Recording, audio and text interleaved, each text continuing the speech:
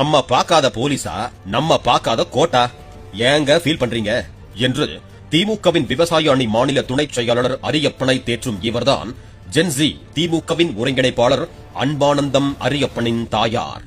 தாய் 8 அடி பாய்ந்தால் குட்டி 10 அடி பாய வேண்டாமா?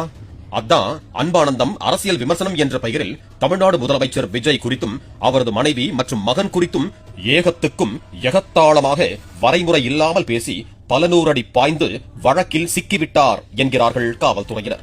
முதலமைச்சர் குறித்து அவதூறு வீடியோ வெளியிட்ட புகாரில் வழக்கு பதிவு செய்த போலீசார் அன்பானந்தத்தை விசாரணைக்கு அழைத்தனர். அவர் ஆஜராகவில்லை. சென்னை உயர்நீதிமன்றத்தில் முன்ஜாமீன் கேட்டு அன்பானந்தம் தாக்கல் செய்த மனுவை விசாரித்த நீதிபதி குமரப்பன், மனசாட்சி உள்ள எவரும் இதுபோல பேச மாட்டார்கள் என்று கூறி அன்பானந்தத்தின் முன்ஜாமீன் மனுவை தள்ளுபடி செய்தார். போலீசில் சிக்கினால் பிளந்தெடுத்து விடுவார்கள் என்று அஞ்சி நீதிமன்றத்தில் சரணடைய முடிவு செய்தார். போலீசுக்கு பயந்து 8 நாட்கள் தலைமறைவாக இருந்த அன்பானந்தத்தை தனது காரில் ஏற்றி அழைத்து வந்தார் திமுக வழக்கறிஞர். கார் நீதிமன்றத்திற்குள் நுழைவதற்கு முன்னதாகவே போலீசார் காரை மடக்கினர். காரை சோதனையிட வேண்டும் என்று போலீசார் தெரிவித்த நிலையில் வழக்கம் போல திமுக வழக்கறிஞர் அணியினர் ஒருவர் மாறி ஒருவர் போலீசாரிடம் தங்கள் வாதத் திறமையை காட்டினர். காரின் முன் இருக்கையில் அமர்ந்திருந்த பெண் வழக்கறிஞருக்கு கால் முறிந்திருப்பதாகவும் அதனால் காரை உள்ளே அனுமதிக்க வேண்டும் என்றும் கோரிக்கை வைத்தனர். போலீசார் அந்த காருக்குள் பதுங்கி இருந்த அன்பானந்தத்தை கைது செய்வதில் குறியாக இருந்தனர்.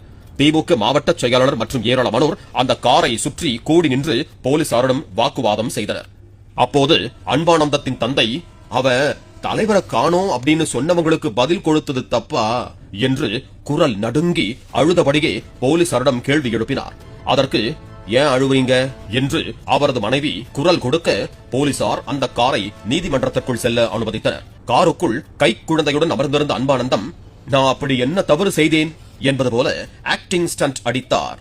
கார் நீதிமன்ற வளாகத்திற்குள் சென்றதும் கை குழந்தையுடன் காருக்குள் இருந்து வெளியே வந்தார் அன்பானந்தம்.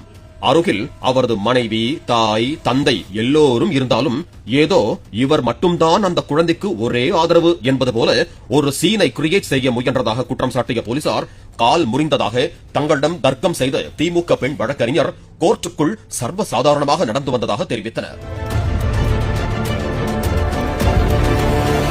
எப்போதும் கூலிங் கிளாஸ் சகிதம் வீடியோ போட்டு தாவேக்கவினருக்கு கிளாஸ் எடுக்கும் அன்பானந்தம் சாதாரண கண்ணாடி அணிந்து தன்னை அப்பாவி போல காட்டிக்கொண்டு நீதிமன்ற நடுவர் முன்பு சரணடைந்தார். போலீஸ் கையில் சிக்காமல் வழக்கறிஞர்களின் வாதத் திறமையால் வெளியே வந்து விடலாம் என்று அன்பானந்தம் எண்ணியிருந்த நிலையில் நீதிமன்றம் அவருக்கு ஒரு ட்விஸ்ட் வைத்தது. இந்த வழக்கு தொடர்பான விசாரணைக்கு அவர் ஒத்துழைக்க வேண்டும் என்றும் அடுத்த 24 மணி நேரம் போலீசாருடன் இருக்க வேண்டும் என்றும் அறிவுறுத்தி அன்பானந்தத்தை போலீசாரிடம்